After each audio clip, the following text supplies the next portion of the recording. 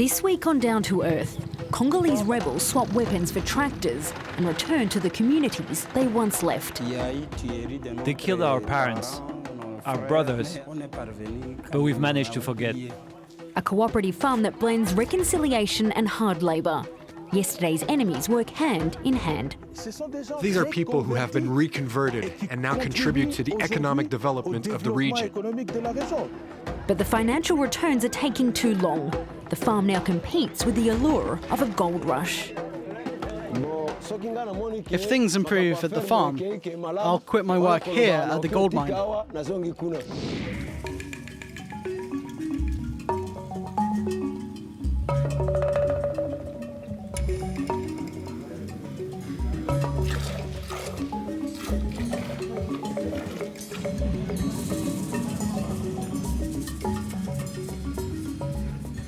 This week we're down to earth in the Democratic Republic of Congo.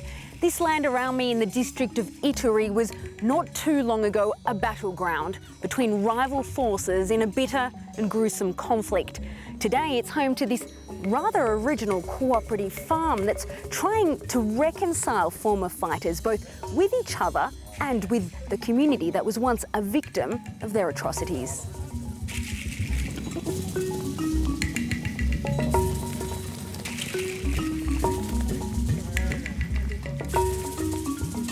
I look after the goats here.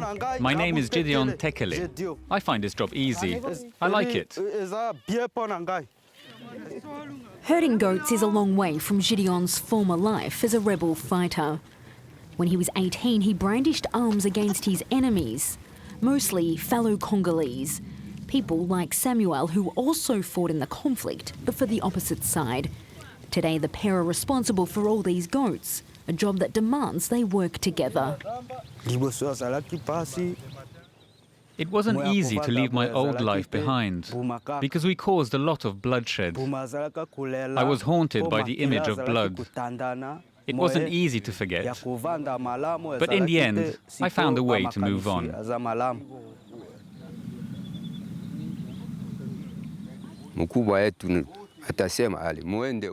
Our leaders gave us formal orders to strike against our brothers, to fight against them.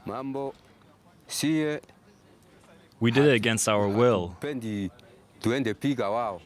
Before, Gideon and I were enemies, but now we're friends.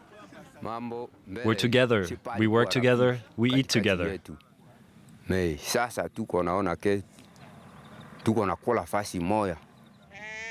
It's a stark contrast from their years as rival combatants a little more than a decade ago. Between 1999 and 2003, the northeast of DRC became the country's bloodiest corner. Child soldiers, mass rapes and massacres were common as part of an inter-ethnic slaughter between the Hema and Lendu tribes in a bid to control the region's vast mineral wealth. As many as 60,000 people died at the hands of militia groups. 500,000 were displaced. Only now are rebel leaders being brought to justice. Today, this pilot farm is one of 10 in the east of DRC, set up to erase the bloody past. The idea to disarm and reintegrate some of the tens of thousands of former combatants. The farm spreads over an area of 500 hectares. Our activity are agro-pastoral. Agro is the agricultural side. We grow crops and fruit and vegetables for the market. The pastoral is raising livestock. We have cows, goats, sheep, pigs and chickens. Funded by the state and other development agencies, the project known as LODA recruited 100 people from 20 kilometres around the farm.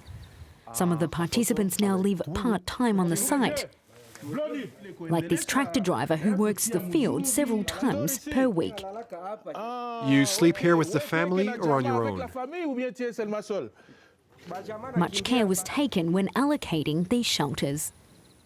The idea is to mix participants from different ethnicities, for example, a Hema next to a Lendu, to create a peaceful coexistence, a reconciliation between different ex-fighters. Since the project first began in 2012, the participants have lived and worked together in peace. It's an original idea to see an ex-fighter who took arms, who in the past used arms to harass, pillage, and steal money, to abandon all that for the sake of the farm. These are people who have been reconverted and now contribute to the economic development of the region. Once a month, the participants come together to discuss the direction of the farm. Of the 100 members, only 50 are former combatants. The other half is made up of civilians, people who have never laid hands on an arm. This is a question for everyone. Anyone can respond, either the former fighters or members of the community. How have the two groups been able to work together? At the beginning it was difficult because we felt that the former combatants minimized the importance of the members of the community because they knew the project was originally created for them. The goal of the farm was to live in peaceful cohabitation. We have a sense of fraternity here. Everything's going well. I'm going to forgive them. Yeah, why not? Because we were created to collaborate. But for others, it's harder to forgive the former perpetrators, those who have never been punished for their acts. They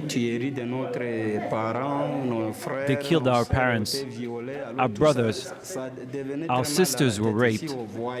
That really caused a lot of pain in our minds.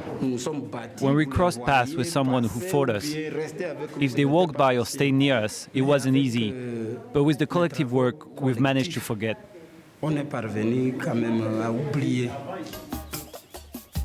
At 6 a.m. on another day, the spirit of the farm is in full swing. Twice a week, the participants are obliged to work these collective fields, including Gideon, who spends time here before taking care of the goats. Last year, 7 tons of corn was sold. For now, no one here is paid for this work. Instead, they're given their own parcel of land to cultivate, from which any profit is theirs. Being a part of the militia was much easier than working here in the farm. Back then we roamed in the forest, we lived by stealing from everyone we met. But this is dignified work that I'm doing. It takes a lot of energy and effort, but at least it is something useful in society. Gideon survives from the sales of his cauliflowers while he waits for the much larger economic potential of the farm to kick in. Others, however, are looking for quick cash and they're finding it elsewhere. Several kilometres away at this typical Congolese gold mine. In just 3 months, thousands of workers have carved into the earth at random. Workers like Germain, who is also a former fighter and vice president of the Loader farm.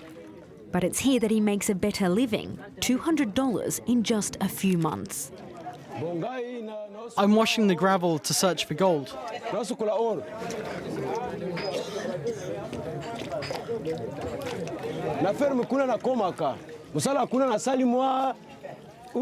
I'm continuing to work at the farm, but to have some money to meet my needs. I also come here to work, to be able to pay for things like my children's school fees.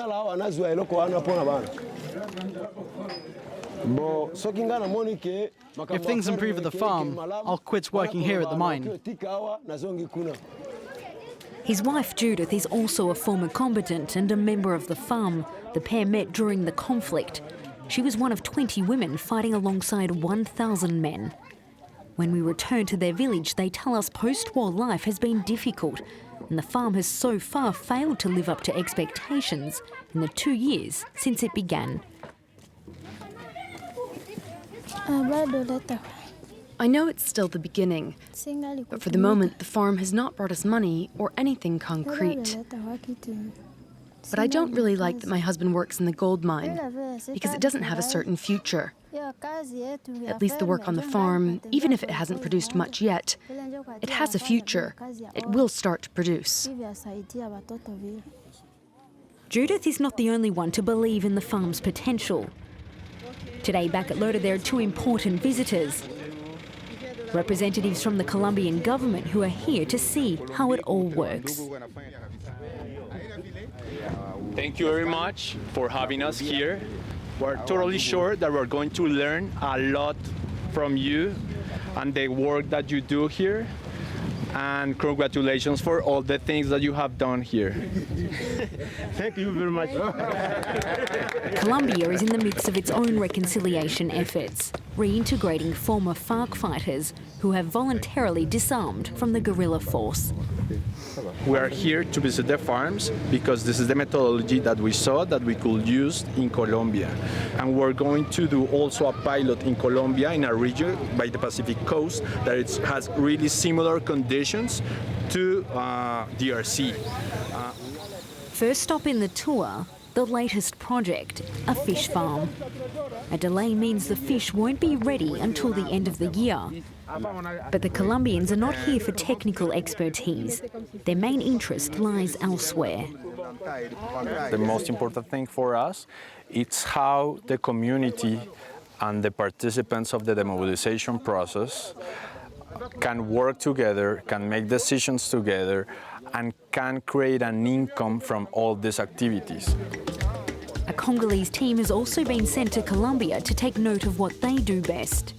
2 different conflicts in 2 different countries, but the same goal, to bring together people who have suffered for too long apart.